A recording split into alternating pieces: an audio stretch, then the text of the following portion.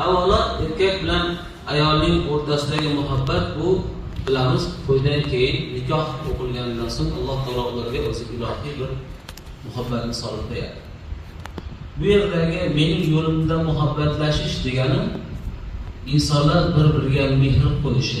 Erkaklar ham mehr qo'yishi mumkin bir-biriga. Ba'zida mana akamiz, ukamiz, yaqin do'stimiz bor, to'g'rimi? Ularni jonimizdan ortiq ko'ramiz. Qani endi imkon bo'lsa, jonimizni bersak ham deymiz ba'zida. Mana shuni haqiqiy Alloh taoloning yo'lida muhabbatlashish, do'stlashish deyiladi. Bularning orasida hech qanaqa bir manfaat bo'lmaydi. Ya'ni mana shunga men shu yordamni qilsam pul beradi yoki meni hurmatimni joyiga qo'yib, meni ko'nglida ta'zim qiladi degan narsa bo'lmaydi. Turli xil manfaatlar ko'zlanmaydigan ishlarda Alloh taolo uchun qilingan ishlar hisoblanadi. Keyingisi mening yo'limda hamsuhbat bo'lganlar.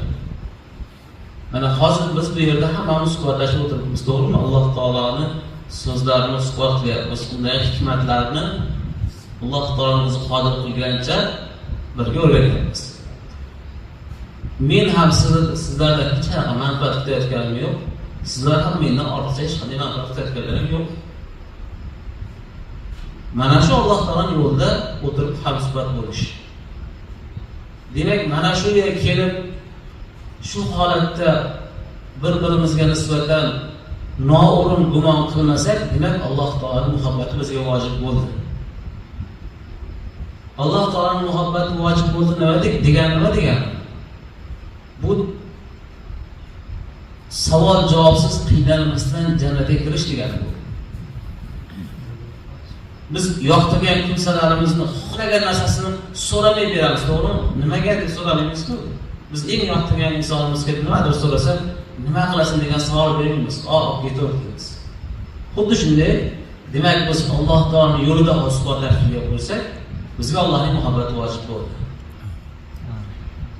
Keyingisi Alloh taoloning yo'lida bir-birini ziyorat qilganlar. Ko'chada ko'rib qolganimizda ham ko'rishimiz ham bir ziyorat. Bir-birimizga assalomu alaykum va alaykum assalom deyishimiz ham bir ziyorat. Shuni hech qanday manfaatsiz falonchini puli ko'proq ekan, yo falonchini mansab balandroq ekan, falonchidan oshina qarzim bor edi, shuning uchun bir ta'zim qilay demasdan, xolis savob yo'lida Alloh uchun kechunga savob bering, kechunga alik olay desak, demak bizga nima bo'ladi? Allohning muhabbati vojib bo'ladi. To'rtinchisi hadiyalar, sovg'alar ulashgan. Bu to'rtinchisi birinchisining sharti desa ham bo'ladi. Zero boshqa bir hadislarda Payg'ambarimiz alayhisalom bir-birlariga hadiya ulashinglar, muhabbatlaring ziyoda bo'ladi. Inson xohlaydimi, xohlamaydimi, shunday hadiyalar bilan bir-biriga muhabbati ziyoda bo'ladi. Alloh taolo insonning tabiatini shunday yaratgan. Bu hech qanaqa kamchilik yoki yomon narsa emas. Zero Alloh taolo shunday yaratgan inson. Bu muhtojlik belgisi. Alloh taolo qiyomat kunida o'zi uchun do'stlashganlarni chaqirar ekan. Agar biri jannatga yoki biri jahannamga kiradigan bo'lsa yoki ikkalasi ham Alloh saqlasin jahannamga kiradigan holatga tushib qolsa, do'stlar bir-biriga sen jannatga haqliroqsan, bir ikkinchisiga haqliroqsan. Kel, seni gunohlaringni bo'yningga oling. Mendagi ozgina savobni sen o'zingga olgin, savobingga qo'shib jannatga kirgin deydi. Ikkinchi do'st birinchisiga qarab yo'q. Yaxshisi sening gunohingni men bo'ynimga olay, sen mening savobimni olganda sen jannatga kirgin. Sen jannatga haqliroqsan, mening do'stimsan. Qarang, Alloh taolo uchun do'stlashgan do'stlar shunday bo'ladi. Hatto qiyomatda dunyodagi o'lsak qutulamiz, oxiratda o'lib qutulib bo'lmaydi. Abadiy jahannamga ham rozi bo'lib, bir ikkinchisini jannatga kirishiga xayrixoh bo'lib turadi. Oyatlar keladi, bu holatda ota-onamiz, aka-ukamiz, opa-singlimiz, farzandlarimiz kimni oldiga borsak ham biror dona bizga savob bermaydi yoki biror dona gunohimizni yengillatmaydi. Magar Alloh taoloning yo'lida do'stlashgan do'stlarimiz, hamsuhbat bo'lgan birodarlarimizgina bizga mana shu imkoniyatni beradi. Shunda Alloh taolo nima qiladi? Alloh taolo eng karami keng zot-ku. Oddiy bandalarini bir-birini kechirib, bir-biriga yordam berib, jannatni tavsiya qilib turganda men haqli emasman kechirishga. Ikkalari ham jannatga kiringlar dedi. Mana bitta solih do'stimizning bo'lishi bizni hamma amalimiz jahannamga dalolat qilib turgan, jahannamga kirishimiz aniq bo'lib turgan bir holatda oddiygina Allohning yo'lida degan do'stimiz bizni nima qildi? Shu sababdan jannatga yetarib ketdi. Garchi ikki kishi ikkalasi ham jahannamga kiradigan bo'lsa ham, mana shu do'stligining hurmatidan Alloh taolo ularni jannatga kiritadi. Do'st tanlashda ham albatta bu solih inson bo'lishi shart. Nimaga deganda, ta'lim kitobida ulug'larimiz aytadilarki, yaxshining yaxshi xislati yomon odamga yuqib qolguncha, yomonning yomonligi yaxshiga yuqib bo'ladi. Biz kimnidir yaxshi yo'lga solamiz desak, juda ham yaqin yo'l sola olmaymiz. Masofasi bilan uni to'g'ri yo'lga solishimiz mumkin, lekin juda ham yaqin bo'lib ketsak u bilan bizni ham yomon qiladi. Ikki inson bilan yomon bo'lamiz. Hech kim yaxshi bo'lmaydi. Shuning uchun solih insondan do'st tanlash kerak. Zero solih insongina boshqa bir insonning haqqini tushunadi. Kahf surasini har juma tinglaymiz, o'qiymiz. Shunda ashobul kahf, ya'ni g'or sohiblarining rivoyatlari keltiriladi. Bilamiz, ular 300 yil mobaynida g'orda uxlaganlar. Ular islom dinida bo'lmagan, balki Iso alayhissalomning dinida, ya'ni Masihiy dinida bo'lganlar. Masihiy dinning avvalgi buzilmagan, eng sof holatda saqlab qolganlar ular.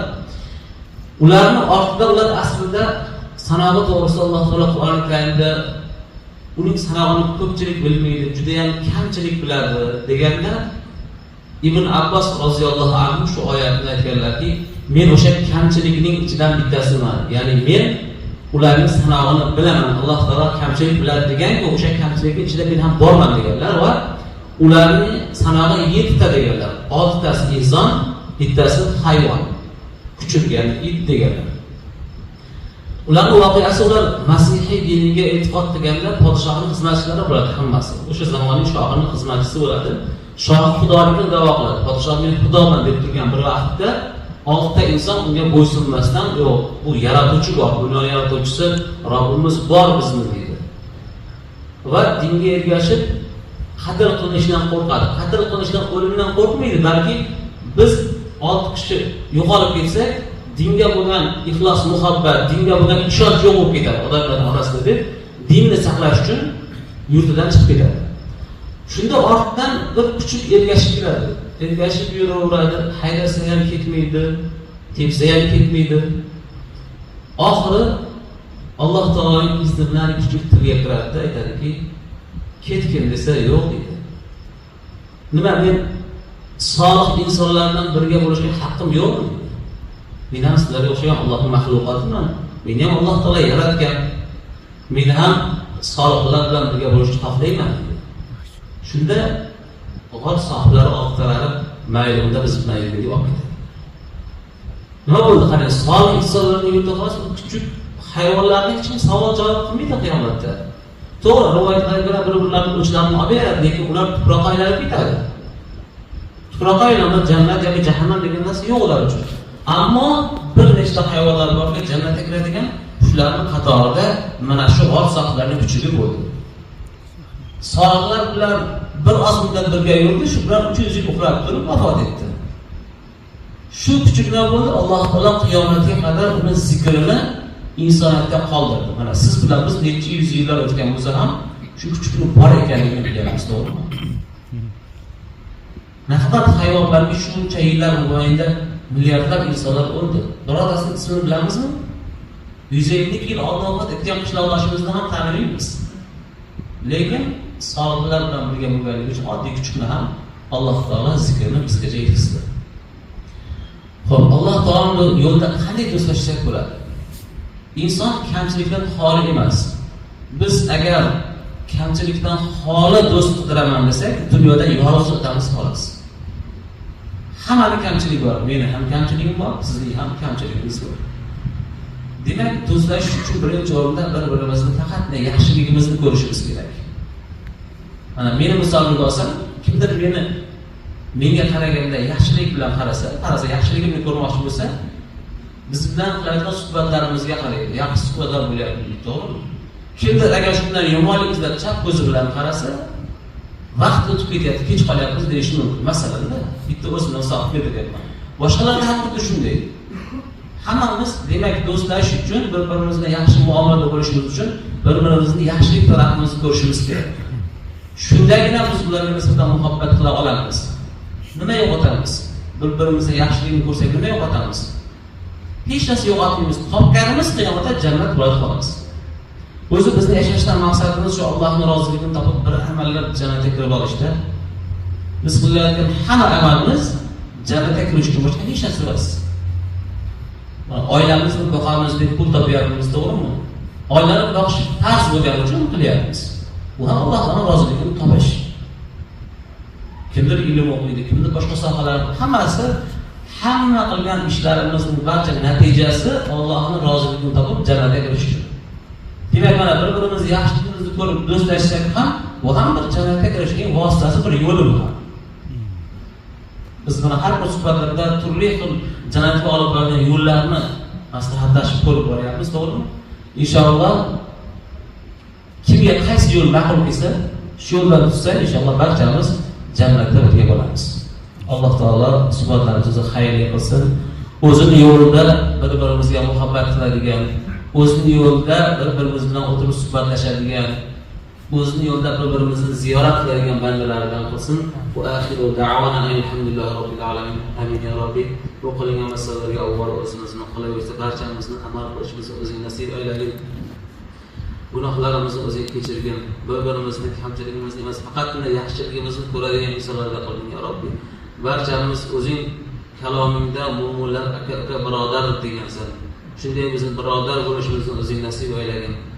Ikki kishi bo'lib emas, jannatingga hammamiz bir-birimizni qo'limizni ushlab birga kirishimizni o'zing nasib aylagin.